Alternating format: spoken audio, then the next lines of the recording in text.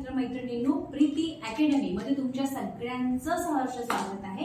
आपण आपल्या या चॅनेलवर टीजीटी मराठी या विषयीचा अभ्यासक्रम आपण अभ्यासतो होतो। त्याच्यामध्ये ईएमआरएस आणि तुमचं एनव्हीएस आहे, ठीक आहे।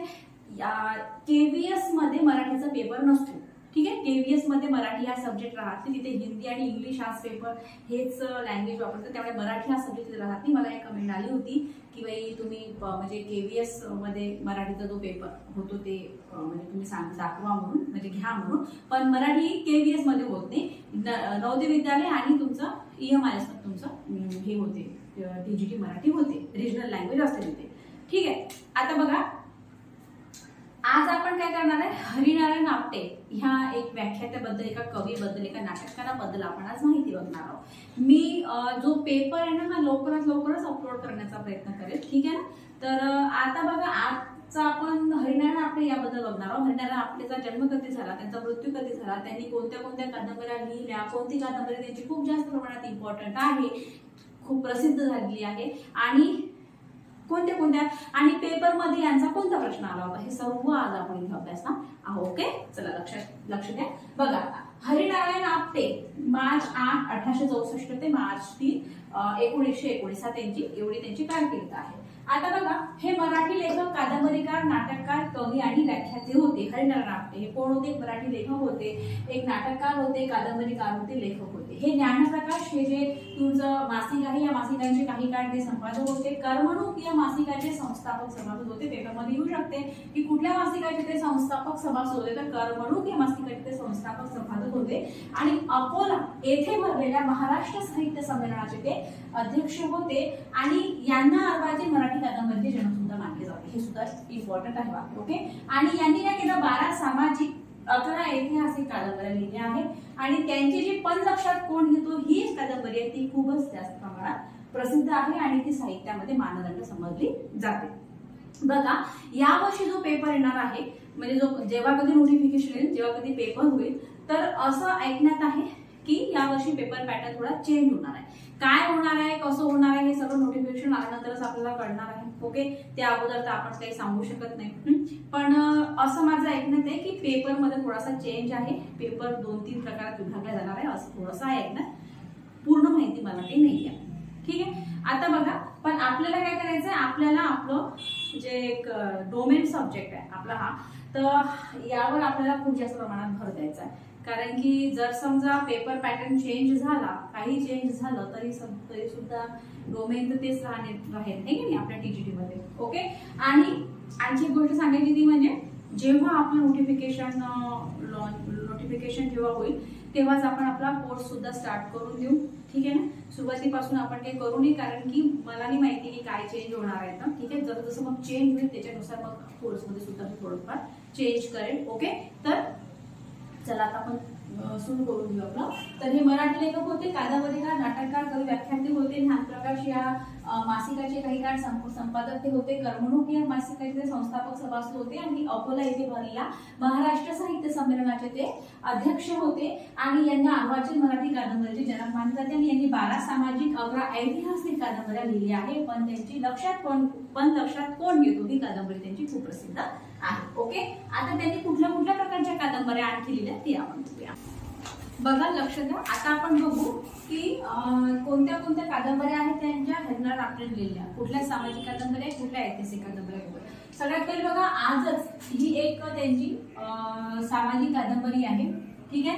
त्याच्यानंतर उशक्का ही एक ऐतिहासिक कादंबरी आहे, हरिनारायण आपटेच बघतो आपण। त्यानंतर घटकाभर कर्मणूक हा एक त्यांचा कथासंग्रह आहे।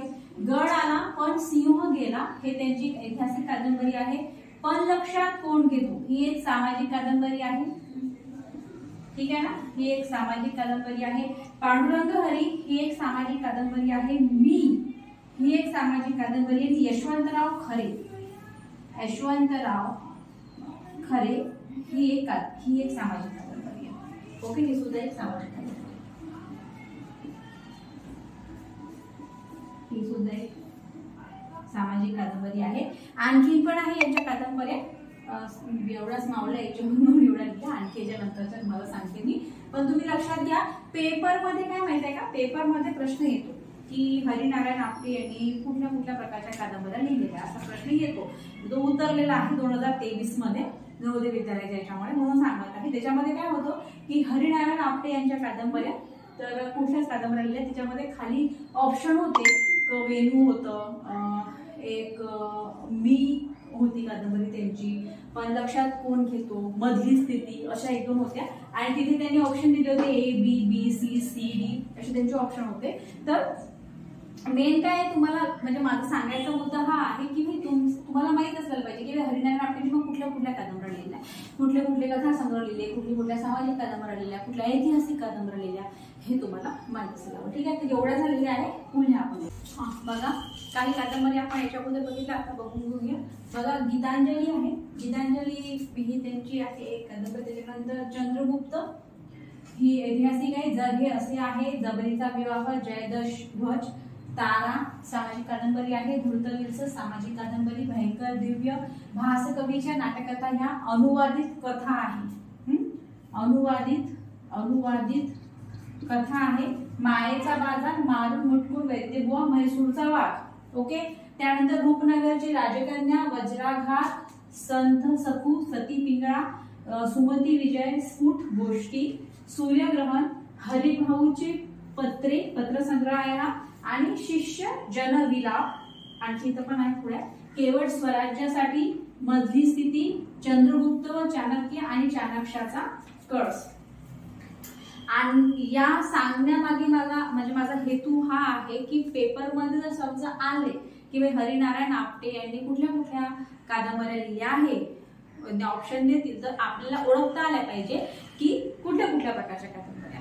ओके, आता सध्या माझ्याकडे एवढे आहे, यामध्ये अजून जर काही समजा सुटत असेल तर मग मी बघते, आणखी सुटत असेल तर, आणि मग नंतर मी तुम्हाला ते कव्हर करून. सध्या तर आता एवढे आहे माझ्याकडे, त्यांच्या काय एकूण 23 आहे ना, हा, तर सध्या एवढ्या आहे आणि त्या अगोदर दिलेल्या तेवढ्या. आणखी जर काही सुटत असेल समजवतो मग मी ते नंतर, जेव्हा हरिनारायण आपटेचं एक अजून लेक्चर घेणार आहे मी, त्याच्यामध्ये त्यांचं उरलेलं जे काही आहे त्यांचं, म्हणजे त्यांनी कुठले कुठले कार्य केले, आणखी काय काय त्यांनी ते कर्मणूक, एक त्यांचं संस्थापक सभासद होते तेव्हा त्यांच्याविषयीची आणखी थोडी माहिती आहे, ती मी तुम्हाला सांगेन. त्याच्यामध्ये मग आणखी समजा कुठल्या कादंबऱ्या राहिल्या असतील तर त्या आपण त्याच्यामध्ये ऍड करून देऊ. ठीक आहे मग. ओके, आजच्या व्हिडिओमध्ये एवढं. आज आपण काय बघितलं, आज आपण बघितलं हरिनारायण आपटे यांच्याबद्दलचं पूर्ण बघितलं, यांच्याबद्दल यांनी त्यांचा जन्म कधी झाला, मृत्यू कधी झाला, त्याच्यानंतर यांना काय काय म्हटलं जाते, कोण कोण होते, हे व्याख्याते होते, नाटककार होते, कवी होते, अकोला येथे भरलेल्या साहित्य संस्थेचे सभासद होते. ओके, हे सगळं बघितलं. त्याचबरोबर आपण बघितलं की त्यांनी कुठल्या कुठल्या कादंबऱ्या लिहिल्या आहेत. ओके, या व्हिडिओमध्ये एवढंच. यांचा आणखी एक व्हिडिओ राहील, कारण की एवढ्या याच्यामध्ये संपणार नाहीये. पुढला एक व्हिडिओ आपण घेऊया, त्यामध्ये मी तुम्हाला हरिनारायण आपटे यांच्याविषयीची आणखी माहिती सांगेन. आणि आणखी एक व्हिडिओ मी अपलोड केला, त्यामध्ये अक्षी हा एक जो शिलालेख आहे ना, अक्षी शिलालेख, तर त्यांच्याविषयी सुद्धा माहिती मी तुम्हाला म्हणजे लवकरात लवकर हा व्हिडिओ अपलोड करायचा प्रयत्न करेल. आता मी प्रयत्न करेल की व्हिडिओ रेग्युलर येण्याचे. ठीक आहे, ओके, थँक्यू.